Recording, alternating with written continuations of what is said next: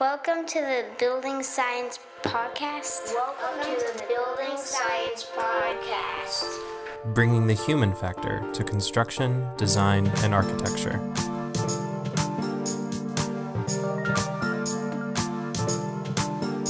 Brought to you by Positive Energy in Austin, Texas.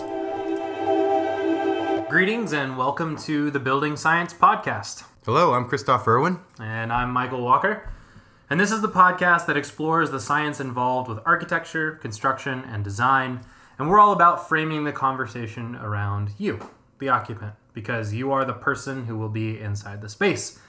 And if you're not comfortable and healthy in the building, there's no meaningful reason to put the thing together in the first place. Agreed completely. If you design around human beings inside the space, you'll end up designing a really good building. Precisely.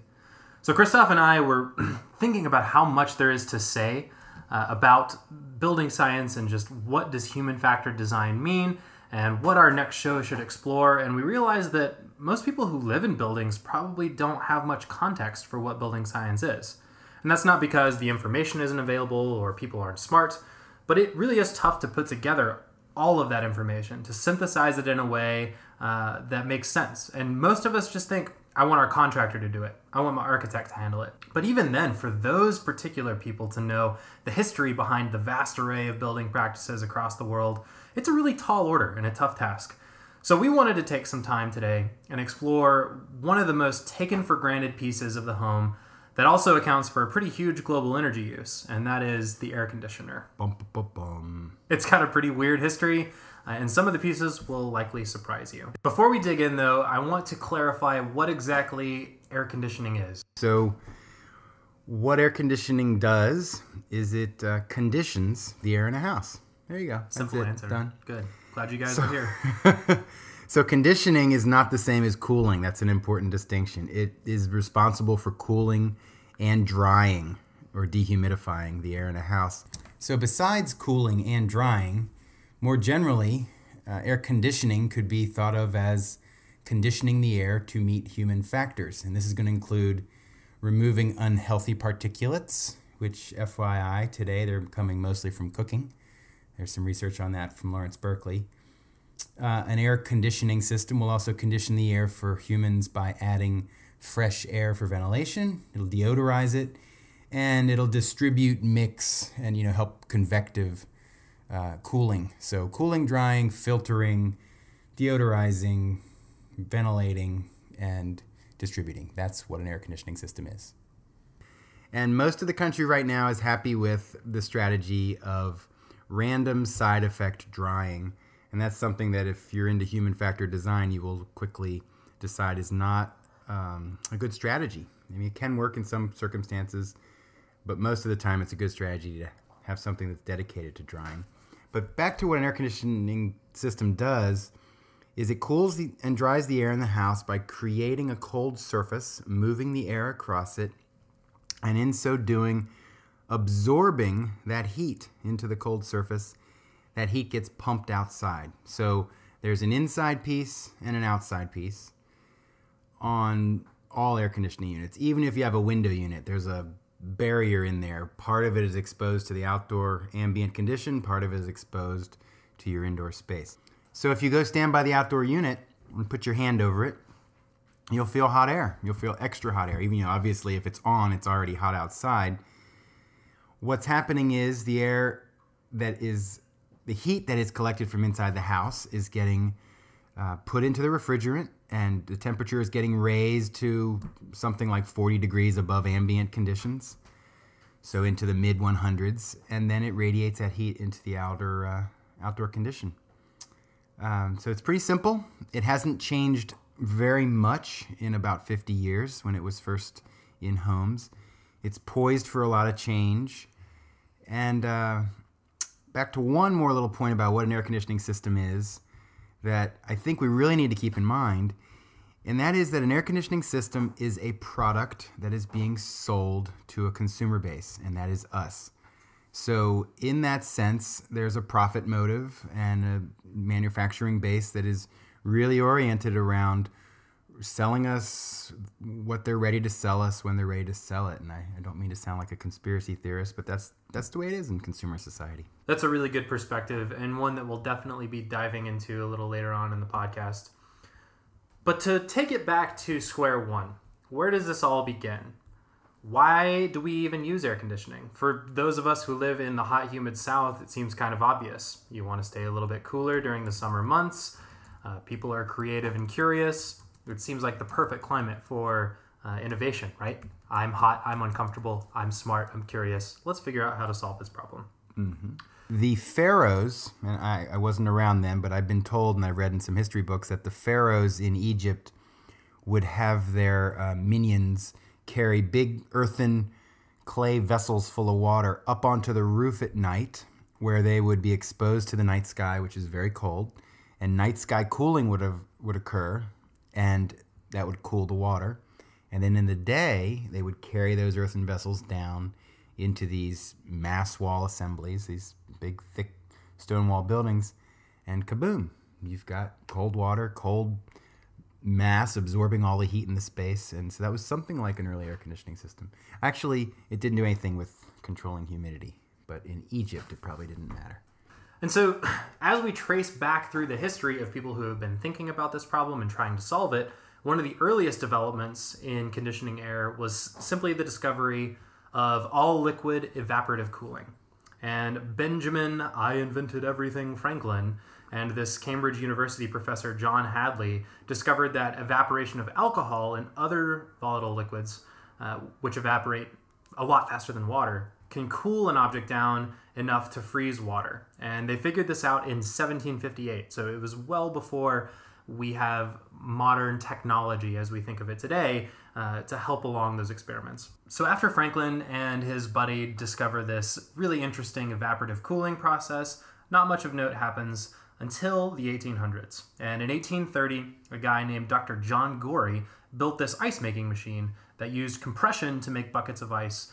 And then what he would do is he would blow air over the ice and over the patients in a hospital where he worked in Florida. So he patented this idea in 1851, and he had these grand visions of his invention cooling buildings all over the world. Unfortunately for him, and unfortunately for many entrepreneurs throughout the history of the world, he didn't find any financial backing. His dreams melted away just as the ice did. It's a sad story, right? Well, here's a sadder one. In 1881, after an assassin shoots President James Garfield, there were some naval engineers who built this boxy makeshift cooling unit to keep him cool and comfortable, right? So the device they used to keep President Garfield cool was actually filled with water-soaked cloth and used a fan to blow hot air overhead and keep cool air closer to the ground. The good news? Sure, this device can lower room temperature by up to about 20 degrees Fahrenheit. The bad news is that it used 500,000 pounds of ice in 2 months. And President Garfield still died. That's a lot of ice.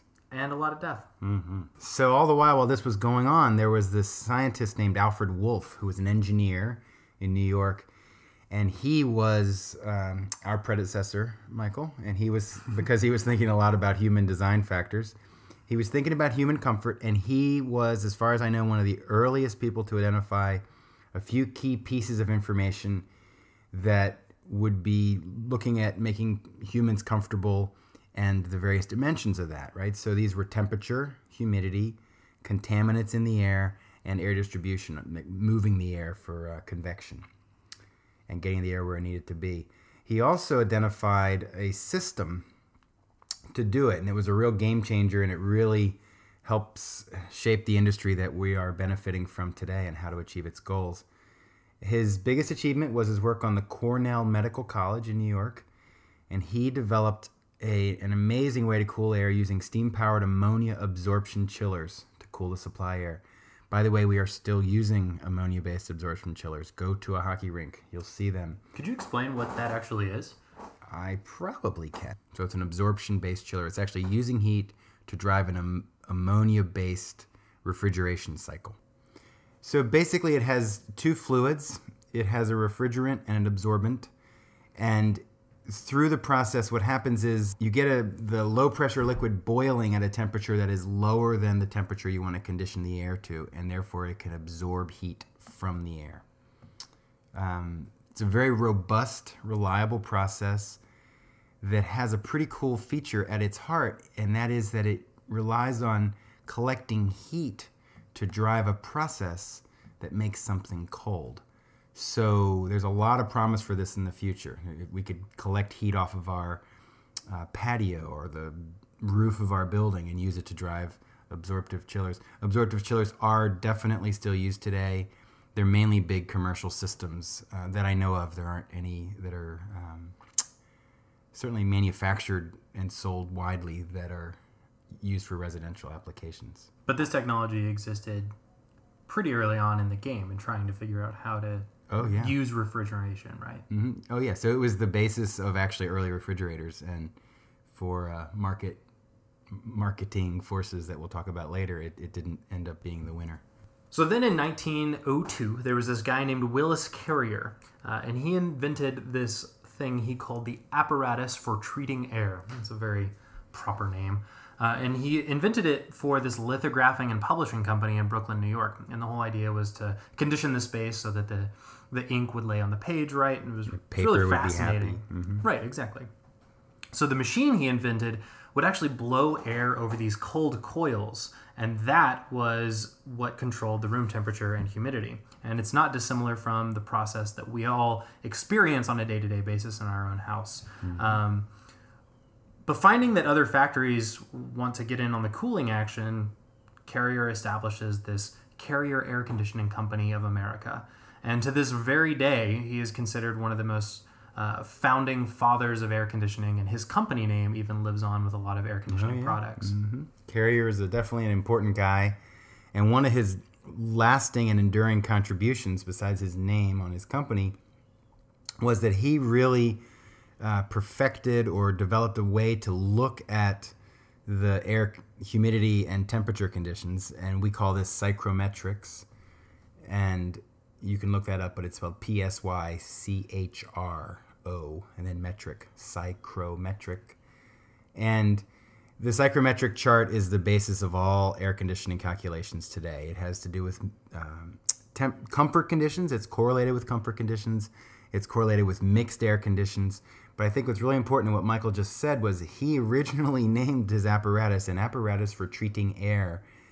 And fundamentally, that's what air conditioners do. Air conditioners condition the air inside the building, and in so doing, there is the hope that we're also going to condition the occupants inside the building. More on that later as well. But back to Carrier, so this idea of the psychrometric chart gave engineers or gave people developing these systems a way to predict what was going to happen. And there were people that had worked on this earlier on, but he was one of the ones to refine a system and a process to say, if I combine ingredients in this way at these temperatures and pressures, I will result in this psychrometric condition in the space. So that is a turnkey way to make machines and perfect, I guess, a manufacturing process. Yeah, and the manufacturers were definitely not lost on this point. They understood that the technology was viable enough to take to market. The more you can control about the conditions, the more you can probably sell it, right? Because it seems like there's a new, amazing thing. Yeah. And to that point, the whole time that this discourse was going on, the innovation really was driven by social demand. People wanted to be more comfortable in their homes, and there was a sense at the time that it was technologically possible, and that's a really powerful thing. Right? Technology technology will save you, or technology will pamper you, was definitely in the air. You think about it, it's the late 40s, the war is over, I guess the good guys won, and we are all going deep into the realm of consumer society, and products will save us and make us happy. And so the Madison Avenue folks really contributed a lot toward that. It's so true, and one of the interesting things about this to me is that there were a few key players in developing that air conditioning technology, putting a lot of hard work towards solving the problem. But now that we think about it, was the technology that was chosen the most efficient or the most sensible technology? And the answer is probably not. Probably not. Nope. So the the other forces that were in play is this idea that, we got back from the first two world wars, right? The sense in America was this zeitgeist of progress forward. And there were companies that were hurting from the wars because they lost a lot of labor force, they lost a lot of market share. And so they had to adapt, right? Just like big companies still do today.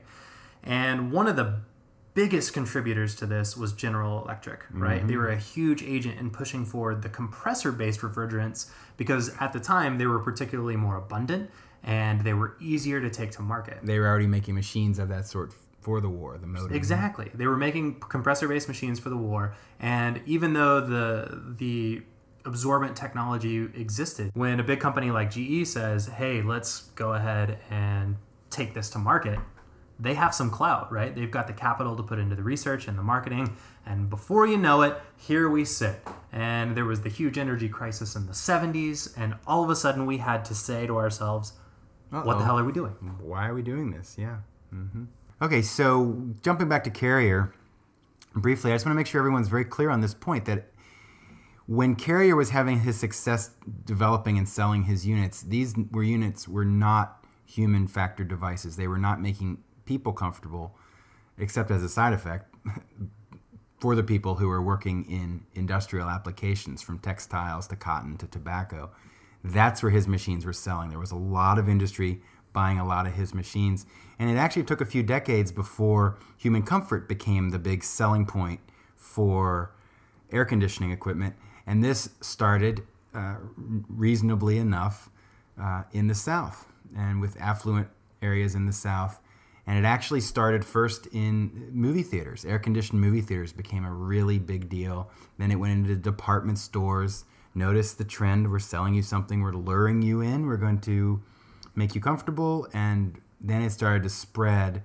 After World War II, it quickly spread into homes. And particularly in the South. I mean, maybe you want to Google something like cities that wouldn't exist without air conditioning, and you'll see some facts and figures around the tremendous population growth in the South that is definitely underpinned by mechanical air conditioning using lots of electricity. Absolutely. And so expand that even further into the future, right? There's not that much time that passes between the 1940s and 50s to the 70s when we can mark this very significant energy crisis, and we can look at the proliferation of air conditioning, and we look at the building practices of the time and these very thin walls and just the sheer amount of energy that it took to run these air conditioners at a much larger scale than it had ever been known in mankind before. Right. So we're at this kind of crux point, right? We have to figure out, what do we do? We have a lot of smart people. We actually had a government lab that was working on solar panels, and some researchers there set out to, I believe it was in Colorado, they set out to look at ways to make the air conditioner more efficient, and it was pretty easy to find one glaring feature, a performance lack of performance feature with air conditioners, and it was that they really only had two speeds. They had an on speed and an off speed. So think about another machine that you use all the time. Let's think about your cars. Let's just say your engine only had two, let's not use the word speeds, but 2 horsepowers that it gave you. It could give you full horsepower, like engine floored all the way on, and it could give you off. So you set out on your drive, you turn the key, and you're cranking. Your engine's floored, you're moving forward. Very quickly, you're saying, okay, that's enough. I don't need that much power anymore. So you have your choice to turn it off. And that's what you do. You turn it off. So that's obviously going to be a lot of wear and tear on the machine. It's obviously going to be the ultimate in stop and start driving. And it's going to be very inefficient. Can you imagine the gas bill? And that is the exact model for the way most air conditioners today currently work, right? If you have a single speed air conditioner, I have a 3-ton air conditioner. Well, you have 3-ton air conditioner, and when that's too big, you have a 0-ton air conditioner. And let me tell you that it's too big well over 90% of the time, right? So, and to take it one level deeper, the rating, this thing called the SEER rating, the SEER rating that you get to use to choose to buy your air conditioner, it is relatively meaningless. It is only for peak load, meaning when it's super hot out, and which is an extremely small it's an extremely small subset of time over the course of a year. Very much, going back to the car metaphor, it would be like you're going to buy a car, and the only performance metric you get is how efficient the car can tow a trailer uphill in the mountains. Or something. You don't do that every day? I wish I did. Well, actually, I wish I was just hiking in the mountains. That would be even better. And so the U.S. invented this system that had the ability to vary the capacity of the air conditioning equipment. So when you say vary the capacity, what do you mean? Well, I mean your accelerator pedal in your car. It varies the capacity. Well, let's just say it this way. Your engine has a certain peak capacity, right? That's floored. Mm-hmm. And it has a certain minimum capacity. You could call that idling or in neutral. And then you can use the accelerator pedal to vary the output capacity. So vary the capacity simply means you have a machine, it responds to the load. In a car, it's a hill. In an air conditioner, it's heat. So you have varying amounts of heat in an air conditioner, and you want to have a machine that can respond to that and not always be floored or off. Makes sense. Picking one or the other. Let me go a little farther here and tell you that this system, it has a name, first of all. It's an acronym. Variable Refrigerant Flow Equipment is typically used as the acronym, which is VRF. And we've talked a lot about it in the past. And VRF equipment, it dominates most of the rest of the world right now, and it's making its way back into the United States, its country of birth. So that's a good thing. So did it die out in the United States? Why isn't this more prolific in homes that we see every day? Because I do see a ton of these on or off style HVAC units everywhere. My house has one, certainly. Where did VRF go? It went to Japan and it went to Asia and the Philippines. And I'm not exactly sure of where it went, but the manufacturers weren't ready to sell it to us, I guess. I could speculate more, but maybe I'll just leave it at that. But it didn't get sold, and it didn't get marketed, and to this day, we're here in Austin. You would definitely describe it as a fairly progressive city. Today in Austin, the average homeowner doesn't know to ask for VRF, and many even professionals in the industry don't recommend it to their clients. And that's going to shift. It's changing quickly. The smart contractors are out there saying, "Hey, I'm going to get on the wave and realize it's selling fast." So just to summarize that, so variable refrigerant flow air conditioning is dependent on two things that we understand well to achieve this effect that adds the accelerator pedal to the air conditioner. And they are, the two metaphors would be a spigot, like a hose bib. It's a valve that can control the amount of water that comes through at your hose. So you could open it all the way, you could close it all the way, you could pick something in the middle. They call it an electronic expansion valve, EEV, or a linear expansion valve, LEV. And that's, when you hear that, you could just think computer-controlled spigot, and it's controlling refrigerant flow. So that's ingredient number one. Ingredient number two is very similar to the gears on a bike. You can ride a bike with a single speed, or you can ride a bike with multiple speeds.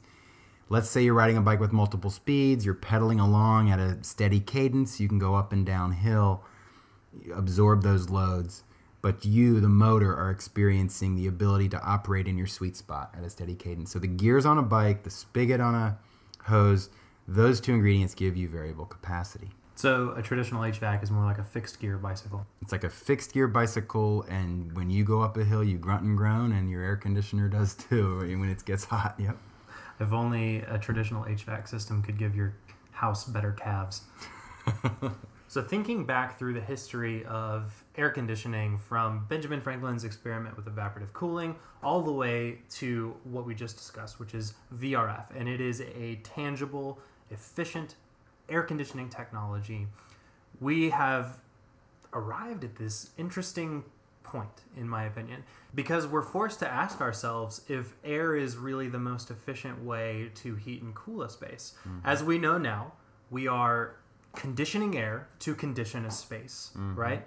And even from its inception and its origins, we were conditioning the space because the space was holding these intense machines that take up a lot of space, right? Mm-hmm. But when we think about a residence, I'm an occupant, I'm a human, and I'm only in one part of the room. Mm-hmm. And so we know with VRF, sure, we can kind of accelerate back and forth to treat that, but it's only using air. And it seems like that might not be the best way. Yeah, so one little quick fact, if you just look up a typical 3-ton system operating in Austin, it's going to move over 40,000 pounds of air each day. So that's you mean actual pounds, physical 40,000 pounds, 20 weight. tons. 20 tons of air go through the average 3-ton system on an average day in Austin in the summer. Yes. That ain't no joke. No, that's really a lot of weight. And so if you think about that, your air conditioner, it seems like it's just moving fluffy air, and relative to water, air is rather fluffy. But it's moving a lot of it, right? So a pound of air is around 14 cubic feet. So that's about as big as a tiny refrigerator. So 14 cubic feet makes a pound. There's a lot of air. Probably the room you're in has hundreds, if not thousands of pounds of air in it right now. And we're using that fluid to rinse the walls, rinse the surfaces, rinse the machines, rinse the people, and harvest the heat off of them, take it back into the air handler, and reject that heat or capture that heat and send it outside. So you just said something that's kind of mind-blowing, and that is air is actually a liquid. Air is a fluid. We don't think about it. Fluid dynamics includes air, yeah. Right. How interesting. Yeah. So what's really important to keep in mind when you're going through that idea of rinsing the building and rinsing the people and rinsing the machines and using and capturing the air is that implicit in that strategy is that the heat made its way to the interior of the building. It made its way to the interior air of the building so that it could be captured by the air. So implicit in there, you're hearing it, right? The building gets hot. So you have this hot building. That means, what is a hot building? It means that the surfaces of the building are hot. And I think we know from basic physics that anything hot will send heat to anything cold. In fact, a little subtlety here, this idea that heat rises is actually wrong. Heat moves to cold.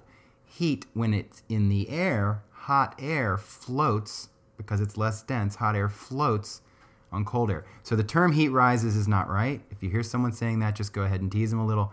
Hot air rises because it floats on cold air. It's kind of like if you went to the swimming pool, you wouldn't say, I rise. You would say, I float on the surface of the pool. But back, yeah. So digging back into this concept of letting the heat in the building, right? So we have this relatively fluffy liquid, this air, inside the building, and it's collecting the heat from the air inside the building. The machines, these air conditioning machines, are in fact conditioning the air in the building. So the air condition is at a comfortable spot. So we assume that the surfaces around you, when your air is at the right spot, that the surfaces are also at a comfortable temperature. Well, this works when there's a wall near you or a ceiling near you that has any reasonable amount of insulation in it, right? So maybe R5 or R10 or above, something like that. So this works when you won't experience really intense spikes or what we call transients in the loads coming off your surfaces. And when I say this works, what I mean is the mass of air, the hundreds or thousands of pounds of air that are surrounding you in the room, they're acting like a thermal flywheel to absorb the transients, the heat loads that are coming in through the walls. If you have a wall that is made of glass or is made of, worse, if it's made of something that actually conducts heat, like steel. Like steel, that would be a bad thing. Glass is an insulator, steel is a conductor, and that steel is collecting radiant heat from outside. Let's not even think about ambient temperature. Let's say it's 40 degrees out and the sun is shining and it's hitting steel. That steel is going to absorb the heat and it's going to go into the 100-degree range, 150 degrees. And if you have a thermal bridge, so if you have that same steel going inside, now you have very hot metal inside, and it's going to overpower the ability for the air condition, the mass of air, to keep up with it. So the way we're positioning the conversation is that the air conditioning and the actual building materials and the way that that building is built are inextricably linked. Absolutely, right? Absolutely. The way that works is expressed in our motto, human-factored design. If you think about it that way, you're designing a system to make people comfortable and healthy. And the system is not the building, it is not the air conditioner, it is both. It is implicitly both. And so we talked about this earlier, the mass of the air in the building needs to be able to absorb the transients of heat and cold. This same logic applies in the winter from the enclosure. What this means is that if we want to make things really, really good, what we do is we use a variable capacity air conditioning system. This is summertime really, really good. Use a variable capacity air conditioning system with an enclosure that rejects spikes, right? And what are the big spikes? The biggest spikes are not the outdoor temperatures. 100 degrees is not a big deal. The biggest spikes are solar radiation. So this gets into the choice of fenestration, shading, glass. We talked about a little bit about that last time. And where this goes is you have a good enclosure, you put a variable capacity system on it, and that system just cruises along, sipping energy, responding to, in real time, the heat that is actually out there, right? Because the building is pretty much a static entity. Well, it's always regulating heat, air, and moisture flows, but the building itself is static, and the loads, heat, air, and moisture loads, are always changing because the weather is always changing. So if you're interested in finding out a little more about how to keep the building from being heated. Right. What if your building never got hot in the first place? Wouldn't that be awesome? Think about a whole new way to heat and cool homes. Exactly. Yeah. So that's super exciting, and that's something we've been looking at a lot recently. And one of the big changes there, it's pretty simple, is instead of using air as the fluid, what if you used a fluid that was 832, I think it is, times more dense than air to collect the heat? And what if instead of just using the mass of air in the building as your heat harvesting mass or reservoir, what if you used the building itself? What if you really kind of imbued the building with the fabric of the building itself with a more fundamental role in conditioning the people that are in it? So the building itself, the enclosure itself, can become the primary mechanical system. Now that is really, really, really awesome. Stay tuned with us next time. Thanks for listening. Yeah, thanks you guys.